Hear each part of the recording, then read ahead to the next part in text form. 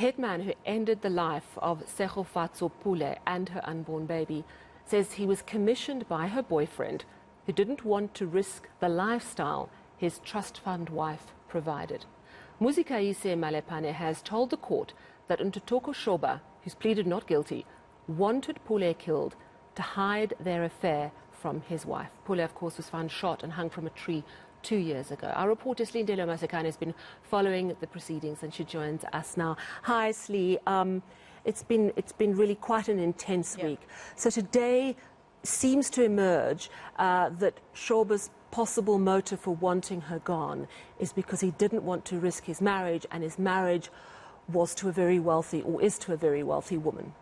That's what we've been told over the past couple of days from the convicted killer of Tshegofatso Pule. This week he's been under thorough cross-examination, I must say, by the defense, spending up to 3 days questioning him on every single detail around the planning, the plotting, the calls, the communication, the contact between Shoba as well as himself, as well as the victim, Tshegofatso Pule. What we do know now is that Shoba had told Malepane, according to his testimony, that, look, I have a flop, which is a colloquial term for I have a problem. And the problem was Tshegofatso Pule and her not wanting, firstly, to abort the baby, because that was what Shoba was trying to convince her to do, according to Malepane. But he was failing to do that because, from what we know from WhatsApp messages between the two of them, Shoba and Pule, Tshegofatso Pule has been pregnant before by Shoba and had an abortion, and in the WhatsApp messages she indicates to him that I'm not having another one, I'm going to keep this baby, I cannot keep terminating. And so by June she's 8 months pregnant. Shoba's running out of time.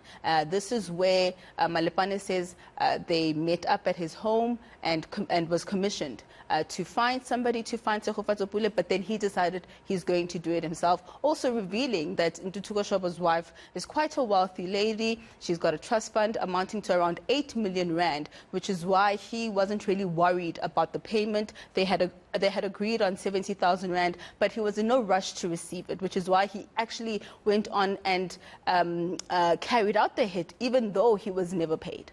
My word. So it does sort of put forward a very solid reason why Shoba wanted possibly Pule dead. But you mentioned the fact that there's rigorous cross-examination of the hitman who's turned state witness and implicated Shoba. Has the defense put forward any reason why Musikaise Malepane would have killed Shoba without this sort of incentive?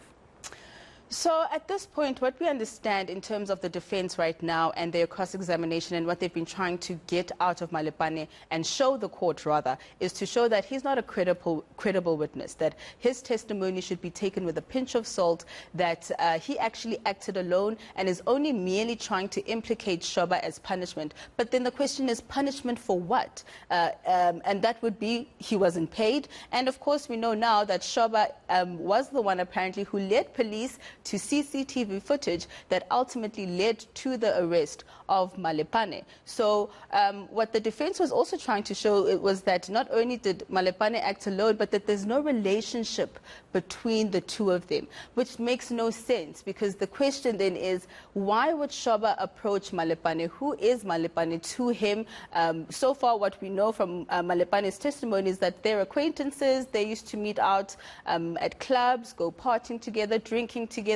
But today, during re-examination, now we know that Malepane is actually a career criminal. He's got a history of stealing cars, and it had been put to him by the defense as to why weren't you so hasty, or why didn't you want to get the payment as soon as possible? And he had said in his testimony, I know Shoba's scared of me, I know he would have paid me. So then the state then asked today, what makes you think Shoba's scared of you? Which is when it was revealed, no, I steal cars, he knows who I am, he knows the circles I roam in, which is why we now know Shoba would have approached him, because this is something that Malepane usually does. So let's just take a listen to what Malepane had to say around his lifestyle and the life that he leads.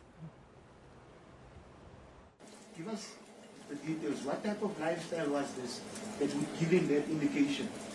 Sinika umniningwane impilo njani le wena boyiphila ngaphambilini ekwenza ukuthi ube nesiciniseko sokuthi ukulunza inshobo yakusasa. Like besitshontshe imoto, senza ama house breaking. We were stealing cars, imoto. house breakings,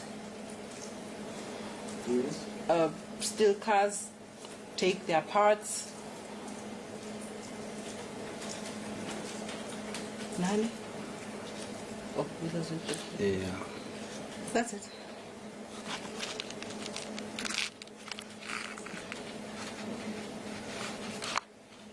Like isiphila nje impilo yobu gangster.